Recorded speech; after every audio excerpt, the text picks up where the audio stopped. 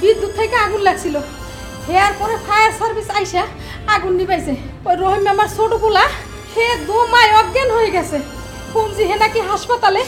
ও মাই god, বাবা আল্লাহ না করুক আমাদের বাসায় যদি এরকম হয়। শোনো, বিদ্যুতের আগুনে প্রথমে মেইন সুইচ বন্ধ করতে হবে। শুনেছি দেশের 40% আগুনই বিদ্যুতের তার থেকেই লাগে। ও মোর খোদা, এই আপনি কি কন? ভয়ের কিছুই নেই। সঠিক মানের বৈদ্যুতিক সরঞ্জাম ব্যবহার করলে, মাঝে মধ্যে বৈদ্যুতিক সরঞ্জাম পরীক্ষা করলে, বৈদ্যুতিক সংযোগ চালু রেখে সরে না গেলে বিদ্যুৎ থেকে আগুন লাগে না। ও আর আছে লুজ কানেকশন ব্যবহার না করা। বুঝেছি বাবা, অগ্নিকাণ্ডের ভয় করতে হবে জয়।